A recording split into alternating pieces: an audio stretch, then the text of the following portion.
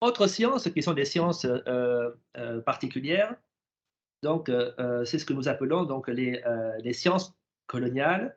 Alors, les sciences coloniales, euh, donc c'est bien sûr le résultat des travaux faits suite à la colonisation.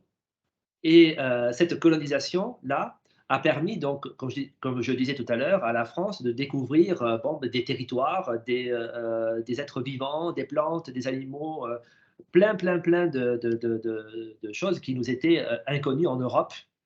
Et ça nous a permis donc de faire de grandes avancées, scientifiques. Et comme il y avait les infrastructures et l'argent et les connaissances pour le faire. Donc là, vraiment, la colonisation a permis donc de grandes avancées. Alors, tous les pays européens ont commencé à créer des écoles dans l'empire colonial. Et notamment, la France donc, a créé l'école française d'Extrême-Orient à Hanoï, donc au Vietnam, et en 1900, afin de développer des recherches donc, philologiques et archéologiques sur l'Indochine et plus largement sur l'ensemble des civilisations asiatiques.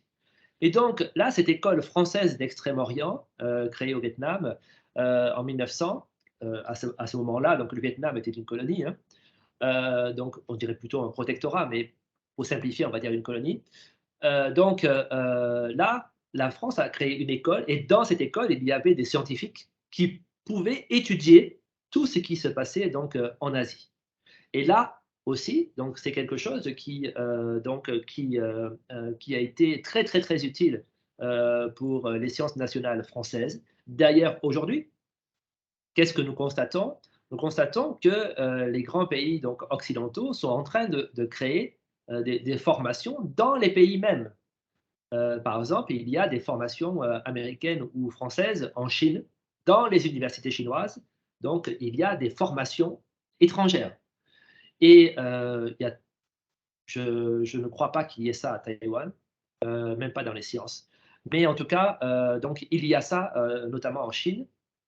Et donc, ces formations-là, on a vu dans le passé, donc à l'époque coloniale, que c'était vraiment un outil extrêmement précieux pour faire avancer les sciences, parce que nous avions là la rencontre des scientifiques du pays, plus des scientifiques qui venaient de l'étranger, et donc ces équipes binationales donc, pouvaient avoir un rôle très important. Alors, nous, on a des départements de français, par exemple. Dans les départements de français, nous avons des équipes binationales. Donc, nous avons des enseignants taïwanais, des enseignants français. Donc, mais l'évolution donc des évaluations des enseignants, notamment, voulues par le gouvernement taïwanais, a fait que maintenant, chaque enseignant va se tourner vers ses publications personnelles. Maintenant, on n'est plus encouragé à faire des équipes de recherche, on n'est plus encouragé donc à faire des coopérations culturelles même dans le département, parce que ça coûte pas, on n'a pas de points suffisants avec, ou ce n'est pas très utile donc dans la carrière de l'enseignant, hélas. Et donc là, aujourd'hui, là, cette évolution donc scientifique donc est pour moi une menace ou un danger face à ce qui a montré ce qui était efficace dans le passé, c'est l'encouragement donc des coopérations donc au moins binationales. Ensuite, donc, suite à ces sciences et la colonisation, nous sommes aujourd'hui dans une troisième étape, donc dans les sciences et la mondialisation postcoloniale, c'est-à-dire que l'Occident n'est plus le seul endroit où on fait des sciences. Maintenant, on en fait ailleurs, en Asie, bien sûr, donc au Japon, Corée du Sud, Singapour, en Chine. Donc, Singapour est la première université donc, dans le classement mondial de Shanghai. Donc, c'est l'université de Singapour qui est la première université donc d'Asie. Et donc là, nous avons aujourd'hui là des compétences scientifiques et techniques donc en Asie qui sont euh, parfois meilleures que celles des universités donc occidentales.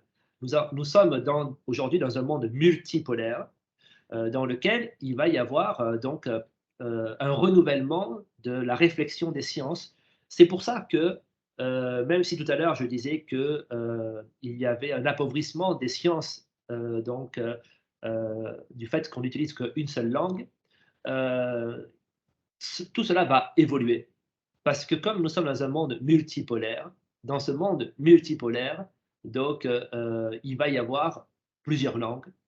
Il y a de plus en plus je vois ici, de colloques qui sont en chinois, et donc dans lequel il va y avoir des compétences spécifiques, qui vont être, développées.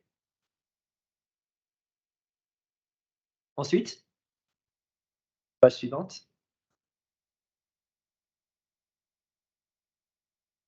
Après Louis XIV et les sciences coloniales, donc nous avons, notre grand empereur, Napoléon Ier, qui avait, comme ambition de créer ce qu'on appelle l'empire des sciences. Il voulait que son empire soit l'empire des sciences.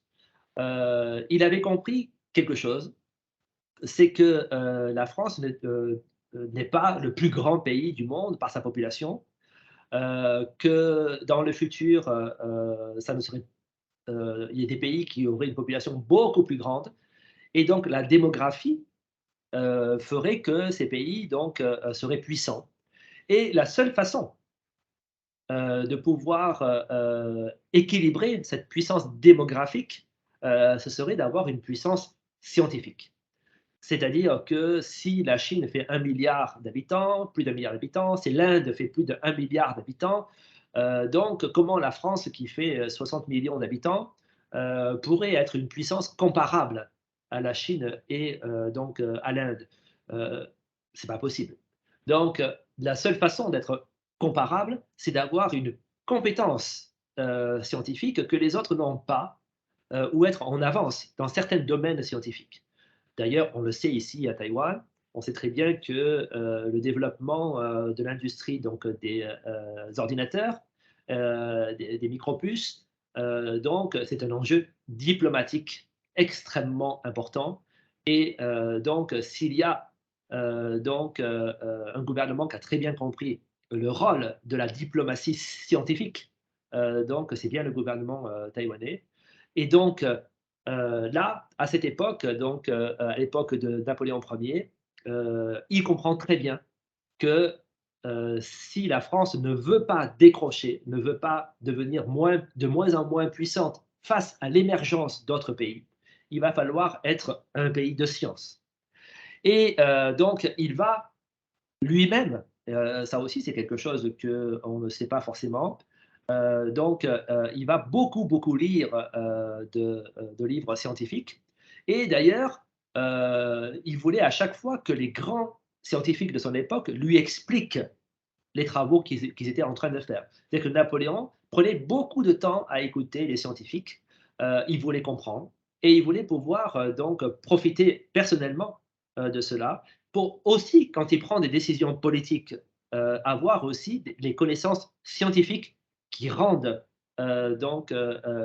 ces décisions beaucoup plus logiques. Alors, malgré cela, il va prendre, une grande décision politique, qui sera catastrophique pour lui. D'ailleurs, ça on voit avec l'actualité d'ailleurs de ce qui se passe, aujourd'hui en Europe, puisque ce qui va perdre, Napoléon Ier, c'est sa guerre, en Russie. Tout simplement parce qu'il n'avait pas, imaginé que sa grande armée, qui était invincible, qui avait envahi toute l'Europe, allait être confrontée à un problème, c'est, le climat et le sol de la Russie et son armée a été en grande partie détruite, à cause du climat. D'ailleurs, Hitler, l'Allemagne de Hitler aura le même problème, son armée sera complètement détruite à cause de cela et c'est là la preuve, quand les hommes politiques prennent des décisions, sans avoir des connaissances scientifiques, ils prennent des décisions catastrophiques. Parce que le climat russe, l'hiver russe ou le sol russe, ce sont des données, des informations scientifiques.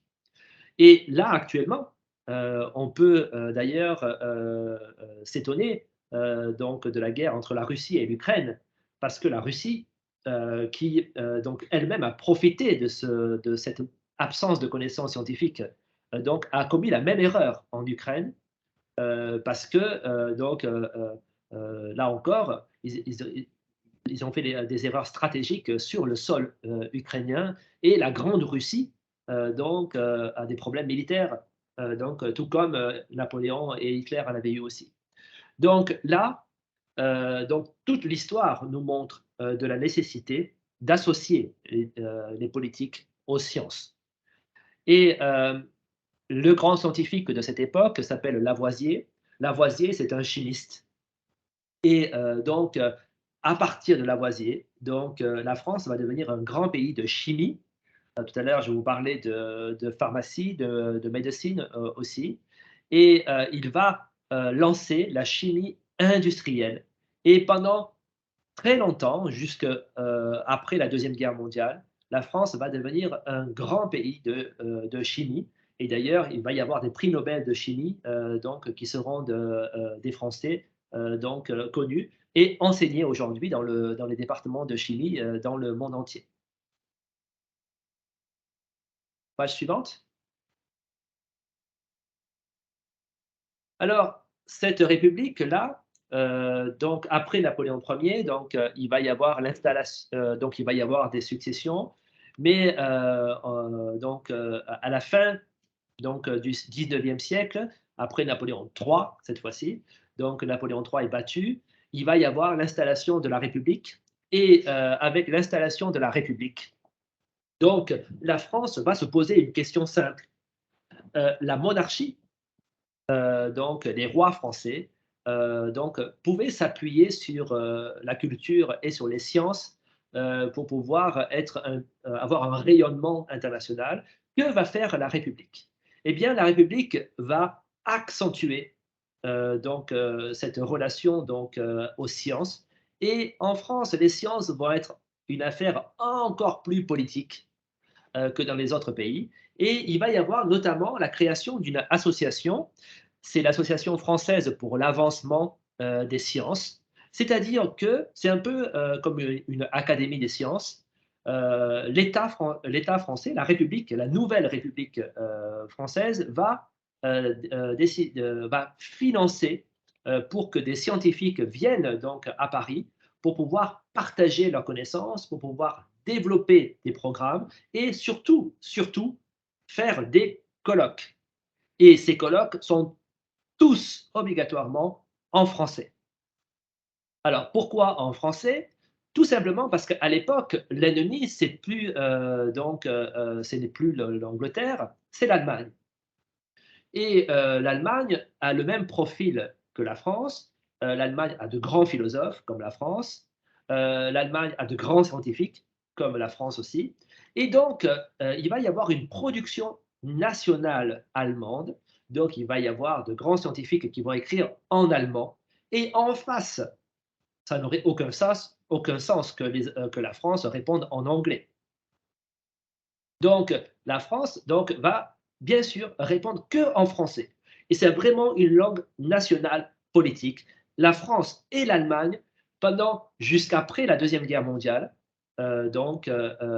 pendant 70 ans, 80 ans, la France et l'Allemagne vont s'opposer dans ces productions scientifiques.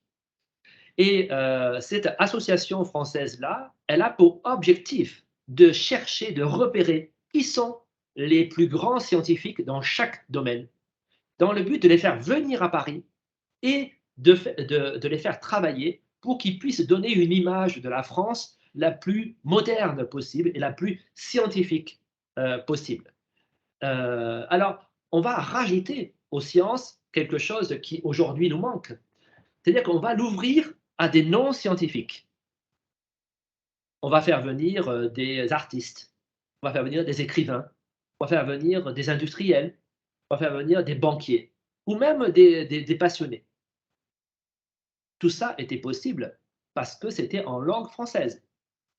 Donc, on peut faire une espèce de contrat national, un contrat de société, dans lequel tous vont discuter de science. Aujourd'hui, si on va faire un grand colloque scientifiques. Donc, si on utilise l'anglais, donc ça nous coupe donc une grande partie des sociétés nationales. Et là, il y a eu un travail d'historien qui a été fait sur tout ce qu'a pu faire cette association. Et cette association-là, donc, nous avons aujourd'hui des archives. Donc, il y a 20 000 communications. 20 000 donc, communications et articles. Et il y a donc de 6 000 intervenants environ. C'est-à-dire qu'il y a 6 000 personnes qui vont présenter donc leur travail. C'est un travail gigantesque donc, qui est fait donc, à cette époque. Vous imaginez donc 6 000 personnes qui vont faire 20 000 communications ou donc articles de langue française. Si on avait ça aujourd'hui en France, ça serait vraiment faire vivre donc une science en français, mais nous n'avons plus ça aujourd'hui. Aujourd'hui, nous avons des productions dans chaque pays d'ailleurs, en langue anglaise, donc en langue étrangère, qui souvent donc vont intéresser un petit milieu, un petit microcosme, et qui ne sera pas lu qui ne sera lu par personne. Alors la devise d'ailleurs de cette association, c'était par la science pour la patrie. Donc, c'est ce qui est écrit dans la partie en rose. Donc, pour la science, pour la patrie, c'est-à-dire que si on veut être patriote, si on veut être un citoyen patriote, il fallait donc pouvoir servir les sciences en français. Continuons.